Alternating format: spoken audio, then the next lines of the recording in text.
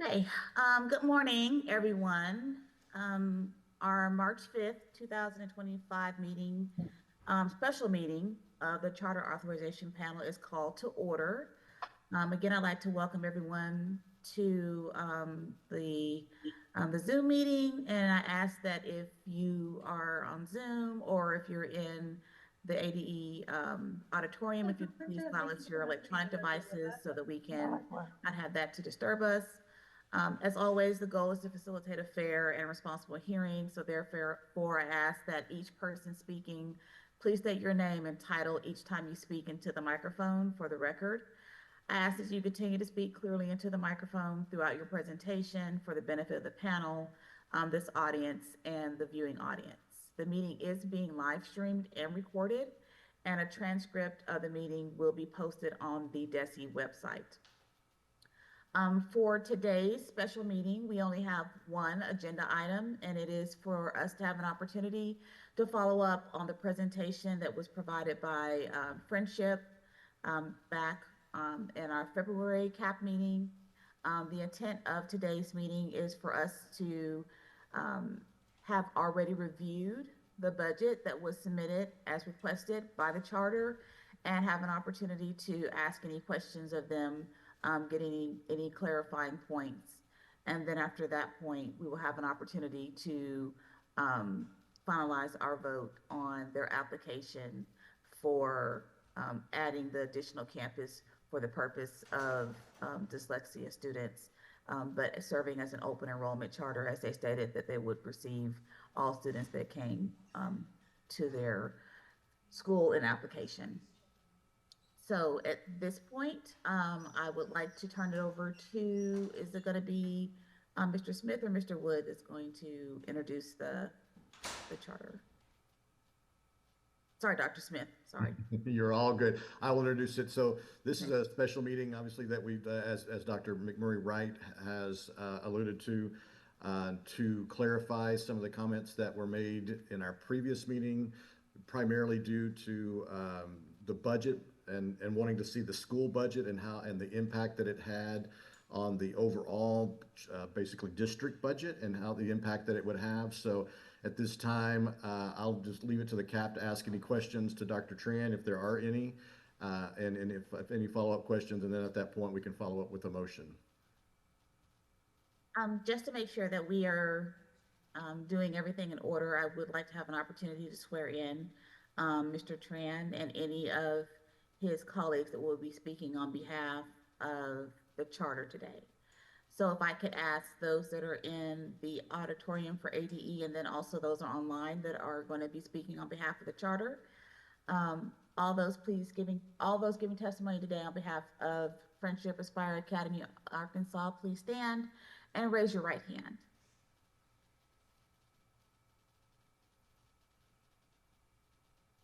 Do you swear that the testimony or statement you're about to give is the truth, the whole truth, and nothing but the truth? Yes. Okay, all right, thank you. Okay. So as Dr. Smith stated, at this time, we'd like to give an opportunity for panel members to ask any questions that they may have, and then give also the charter an opportunity to respond to those questions or provide additional information as needed. So I will start with Mr. Baldwin. Do you have any questions for the charter as it relates to their budget? Yes, thank you, Madam Chair. And Mr. Tran, thank you for putting together the budget. And my question would be if you could just walk us through the budget and talk to us about any key points that you want to mention as you all develop this. I think it's well done, and I would just be interested in hearing you comment on it. Sure, Mr. Baldwin. I have Scott, our finance person there, and he can go ahead and step through that with you. Okay. Scott McRae, Director of Finance for Friendship Aspire Charter We have him Schools. on mute.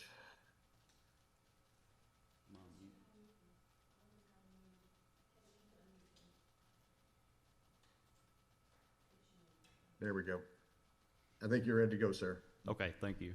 Scott McRae, Director of Finance for Friendship Aspire Charter Schools. Good morning. The The budget that you have in front of you, we did go in and make the changes that you requested. We did add a separate column for each year for just the standalone dyslexia campus.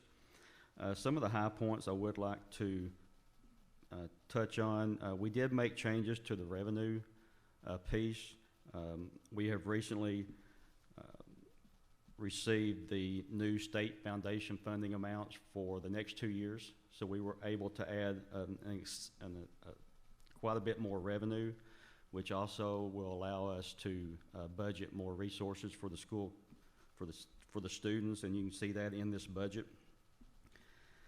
We did also, on the expense portion, we kind of detailed out the staffing and how much each staff will cost, so I hope that will help. One thing I would like to add that's not on this budget, for the past couple of years, we have ended each year with over $1 million of reserve funding. So, you know, that's always available to the school when needed.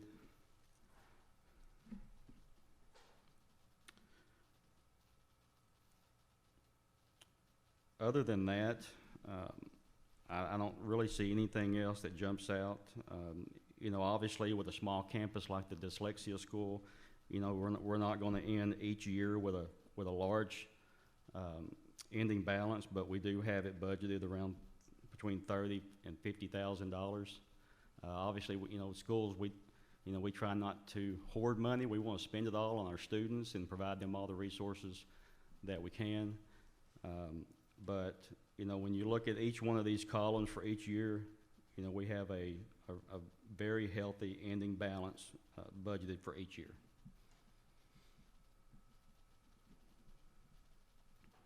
I was pleased to see that the dyslexia campus is actually accretive each year. I wasn't sure that it would be. You know, that's not unusual, especially for small campuses, to lose money a little bit. And I expected that the larger organization would have to support it. So I'm happy that it doesn't show that.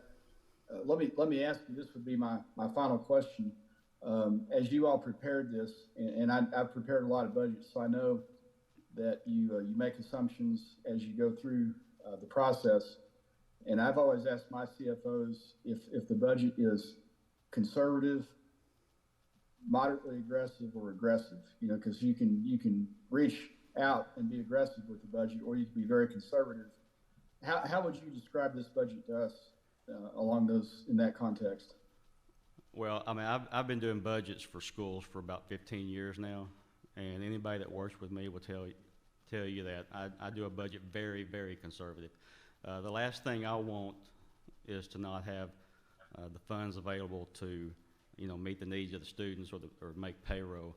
I always add additional expenses that, in the back of my mind, I'm thinking, you know, we probably won't spend these, but you know, I budget them. I would rather end with a larger balance than, you know, a smaller one that I put on the budget. If that makes sense, if that answers your question. Yeah, it does, and that's also comforting.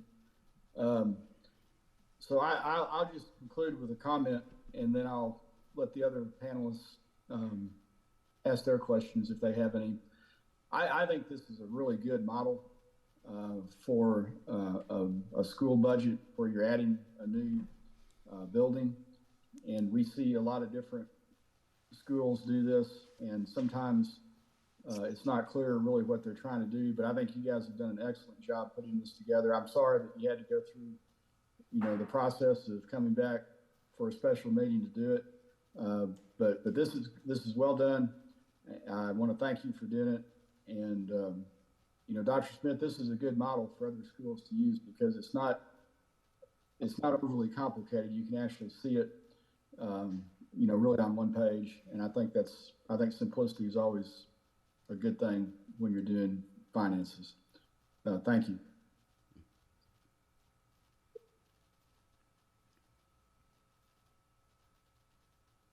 I think you're on mute. There you go. Sorry. There you go. Sorry. Ms. Newton, do you have any questions? No, I don't. Thank you. And thank you for joining today. Dr. Bacon, do you have any questions? I think I just have one. I apologize for not being on video. I'm on the road for school visits between Springdale and Green Forest today.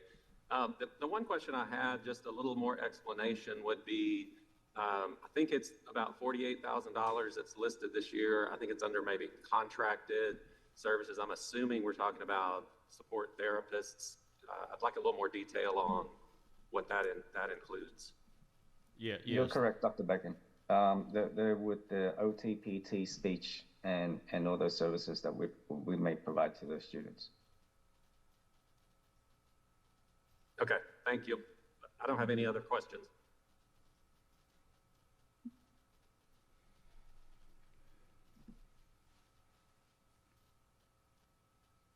I don't have any questions. I just want to make a comment. Again, I appreciate the charter taking the time to provide this document to us and coming back in today to visit with us.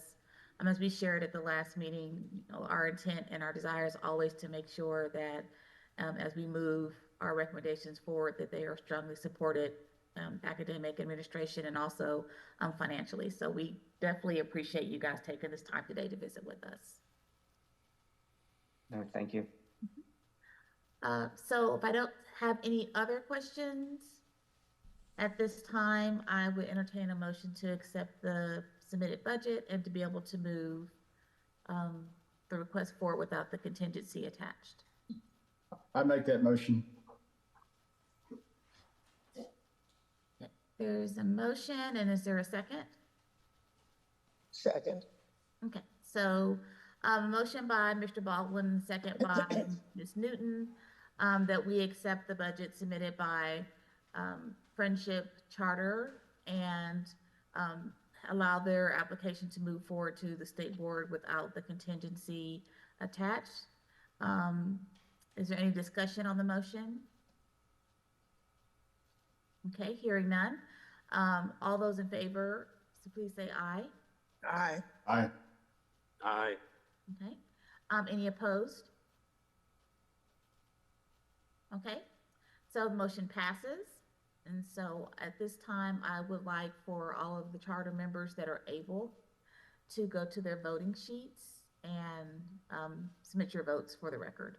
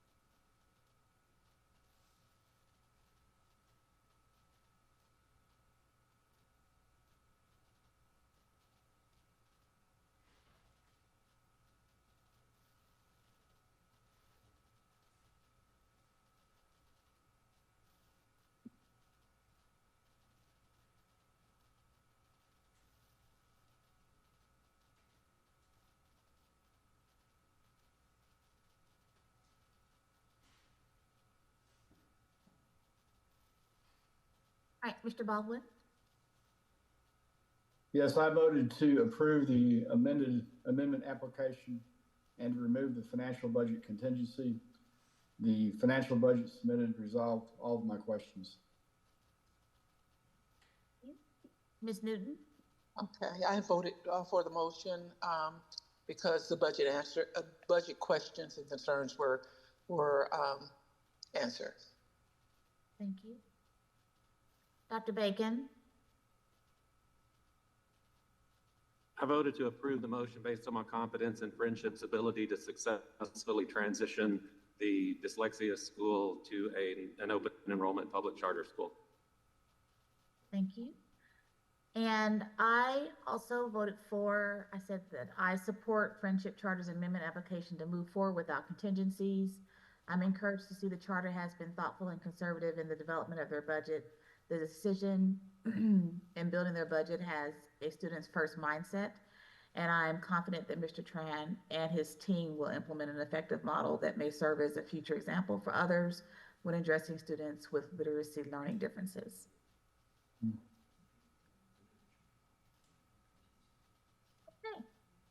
Thank you again for joining us, Mr. Tran and your team. We greatly appreciate you and all the work that you're doing here and in other schools across the state. Dr. McMurray, Appreciate you. Thank you.